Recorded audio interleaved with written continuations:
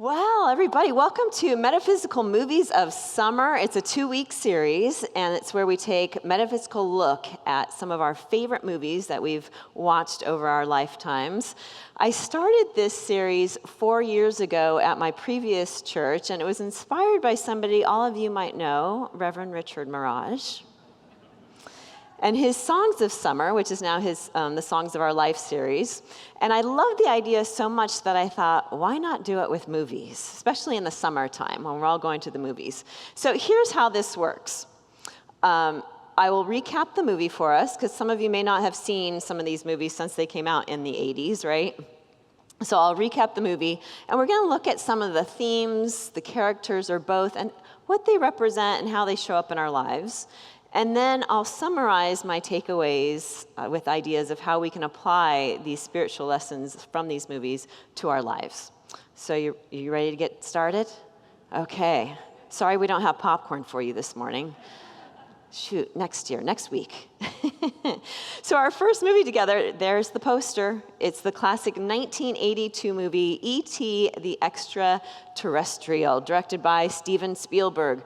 Now, what's so interesting is that originally Steven Spielberg was going to call this movie Growing Up, because it was about his parents, it was inspired by his parents' divorce when he was 15, and growing up in a very Christian neighborhood as a Jewish boy, actually out here in Arizona.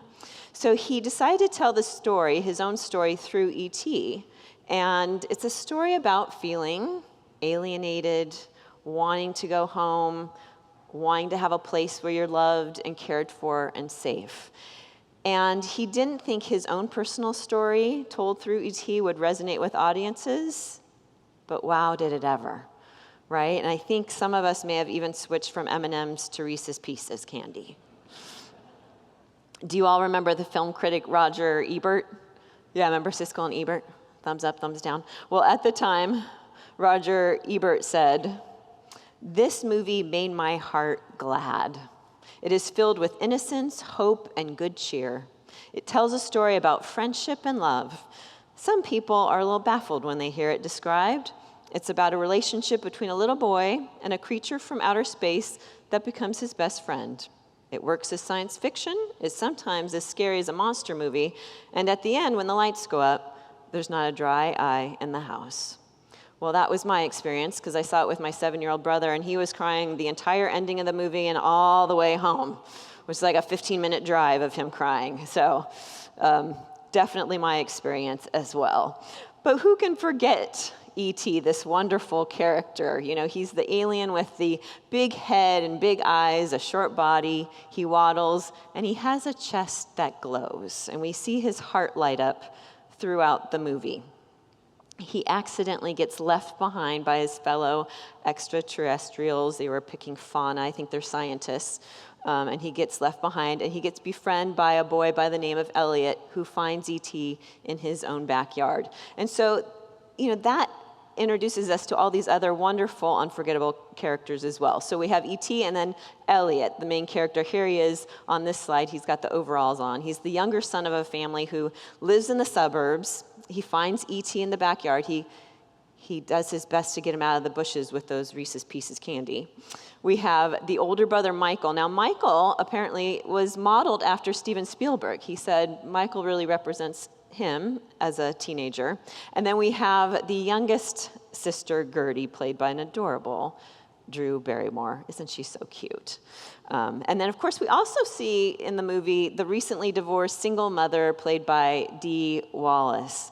And so there's a lot of change going on in this family. Also who show up are friends of Michael, the older brother, who tease Elliot and don't believe in E.T. until they see it with their own eyes. Do you know anyone like that?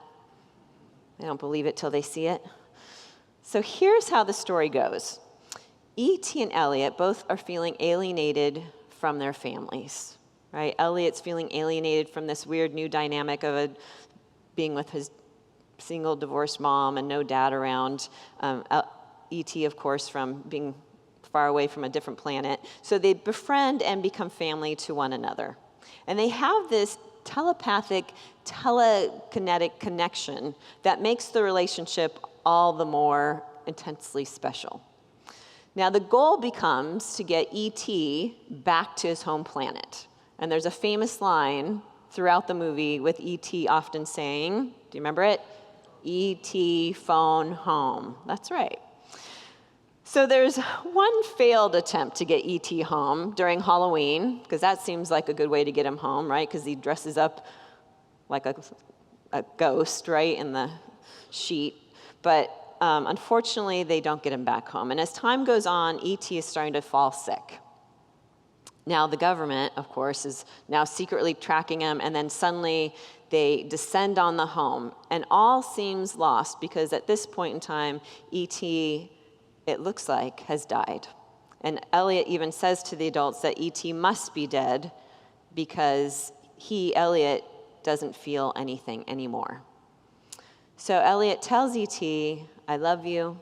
He walks away, and as he turns away, he sees these flowers that were dying at the same rate as E.T. all of a sudden come back to life. So he runs back to where E.T. is, he finds him alive, and E.T.'s communicating with him saying his people are going to be there in the forest this time to get him. So Elliot manages to hide that E.T.'s now alive. He hatches a plan with Michael. They all, start taking off towards the forest. Of course, the government is after them. There's this whole chase. Then there's that magical scene where E.T. makes all of their bikes fly through the sky. Do you remember this? And we have the big moon in the background and the magic of the boys flying on their bikes. And they land in the forest at night. And sure enough, E.T.'s friends, his family from another planet, the spaceship's there. And so first we have Gertie and Michael get to say their goodbyes before it's Elliot's turn to say goodbye. And Elliot asks E.T. to stay. And E.T. gives his new friend a hug. And he has his finger light up magically. And he points to Elliot's head and his heart. And he says to Elliot, I'll be right here. And it's a beautiful moment. It's a heartwarming movie. And there are so many great spiritual lessons, little gems that we can get from this movie. So here it goes. 3. I whittled it down to 3 because there's probably even more than 3. But I whittled it down to 3. The first one, the importance of returning home, meaning to the home within us, our divine self. 2, feelings of alienation and separations are reminders that you have forgotten that you're part of the allness of God, the allness of the universe, which then leads us to number 3, which is we are all connected, we're all one, and really our purpose is love. So let's get to the first one. That famous line, E.T. phone home. Has anyone asked yourself lately, what planet am I on? Can I call a spaceship to take me off of this one? There's moments in life where we can feel like we've just been stranded on another planet. And that can make us feel alone, separation, and not just from those around us, but also from our own self. We feel spiritually lost. There may be times that we feel disconnected from the home within us. That part of us that's divine, that whole of us that is divine. And we forget that we are Christ essence, divine essence. And sometimes we forget that we can return home to that place within ourselves that is really the truth of our being. We forget and we get lost. Just recently, I'd been really holding on to feelings of betrayal and anger towards a friend. And I kept thinking no, I've forgiven this person, I've let this go, only for those feelings of anger and betrayal to come up anytime that person was mentioned. And finally, and it was just this last week, of course, while I was writing this talk, right, that my husband so calmly and sweetly looked at me and said, Stacy, you gotta let it go. And the next morning I woke up and suddenly I had this feeling come over me and I thought, yeah, that's not who I am. I'm not anger and betrayal. It was a real feeling of returning home to who I really am. Loving, kind, forgiving. It was asking the question, who do I want to be in the world? What energy do I want to express in this world? Because I'm a divine expression of the one power and presence of the universe, love itself, and so are all of you. It's true for all of us. And of course, this piggybacks on my first talk I gave here in February on forgiveness. And it's that part of forgiveness that's about returning home to your true self and making your inner life as comfortable as possible so that you can express beauty on the outside of life also. Our home in California that we were in for over 18 years, we put so much love into our relationship as a family, our relationship with one another. And when people would come over to our house, they would say, wow, this home feels so happy. It feels so warm. It feels so inviting and comfortable. And that's because the feeling radiating from the people inside of it spilled out into the home itself, literally spilled out into the backyard and the walls. And yet we forget from time to time that we are Christ expressing, the divine expressing, and we get lost in the wilderness. Thinking about this particular time in history, this is what it seems is happening in our world right now. We're a bit lost in the forest. And like E.T., we end up sick, and there's a death of spirit and soul. We've forgotten who we are and why we're here, and spoiler alert, it's not to argue with one another or yell at each other or call each other names, but instead to focus on the goal, returning home to that place of peace and love within us. So I ask you, as a great creator, as the allness of God that you are, what kind of home will you create for yourself? Within your body, the home that houses your soul, what kind of home will you create for yourself? In your living space, the home you spend time in, what kind of home will you create for yourself? Where you volunteer, where you work, the larger home community, what kind of home will you create for yourself and everyone that is there? And do we need friends to help us? Absolutely. Like E.T., we need friends to help us get back home to our true selves. While ultimately it's up to us, it's our job to do that work, we also need friends, or a kind husband in my case, returning us to the light of our existence, that inner glowing light within. To say, as Eliot says to E.T. when he thinks he's dead, I love you, and let that love bring us back to life. What if we whispered that to ourselves? I love you. Go ahead and try it now.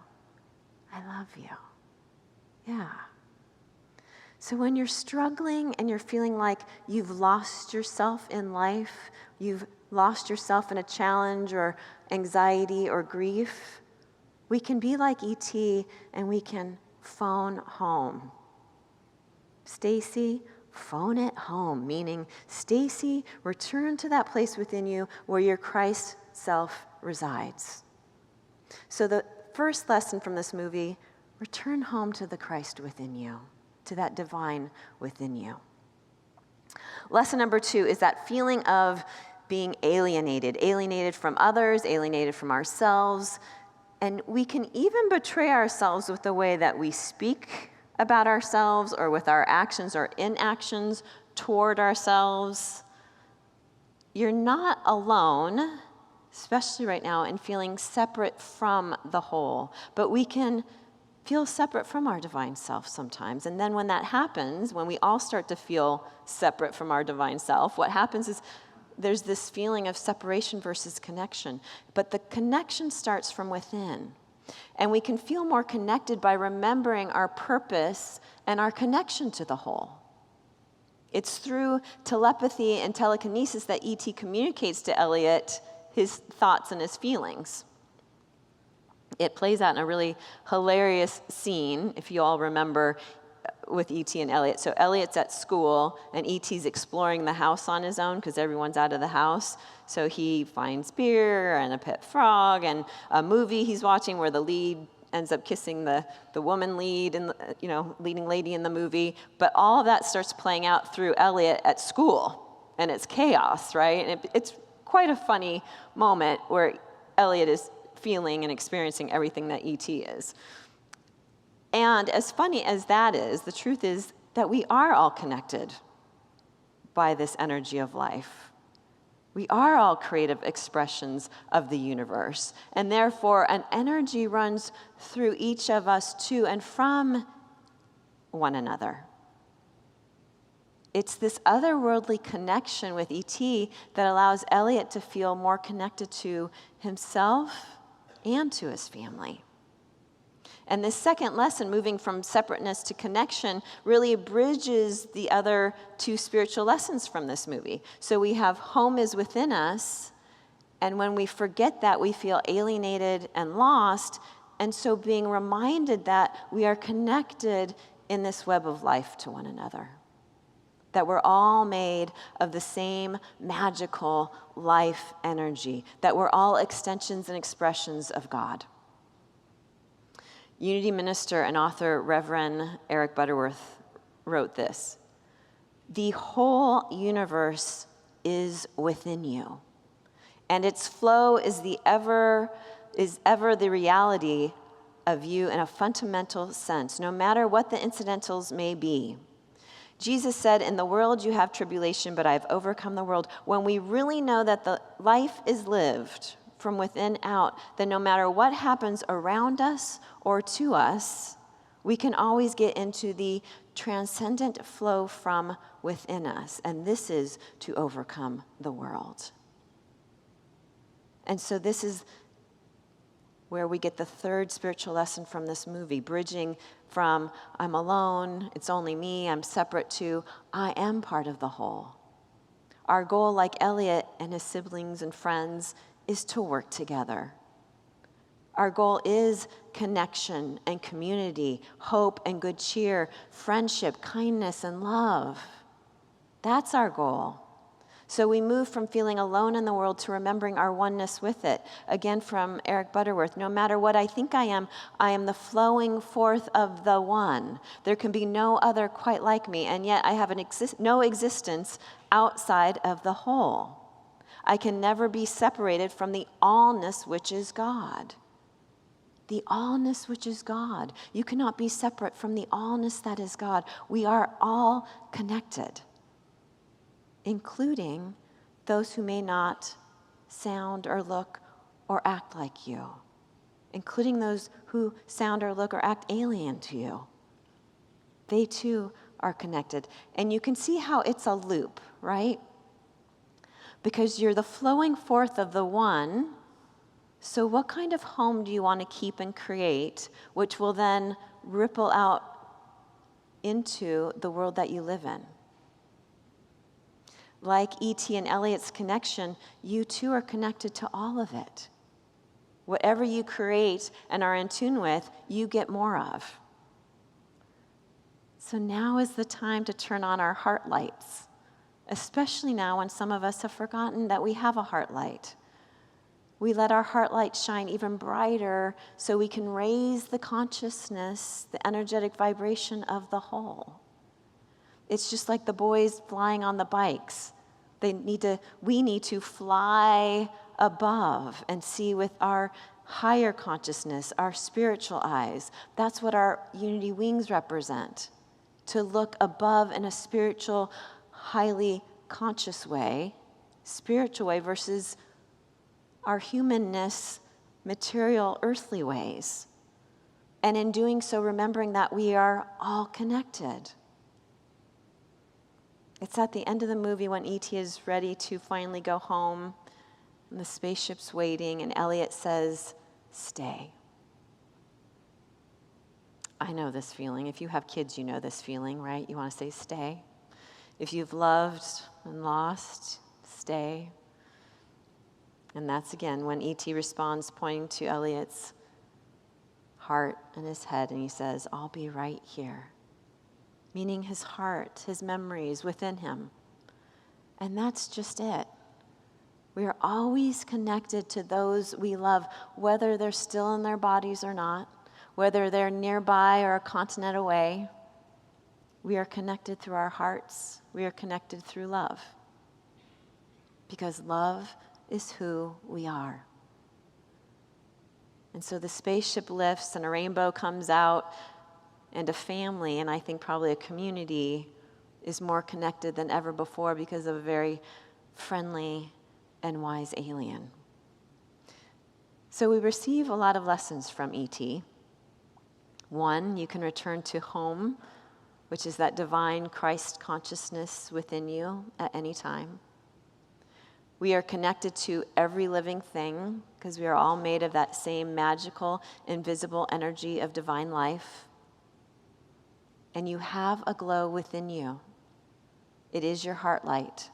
So let it and E.T. remind you that love is always present, and that love is right here, and that love always finds a way to do and overcome the impossible. Let your heart light shine. And that concludes our very first Metaphysical Movie Sunday here at Unity of Phoenix. Thank you and blessings, everyone.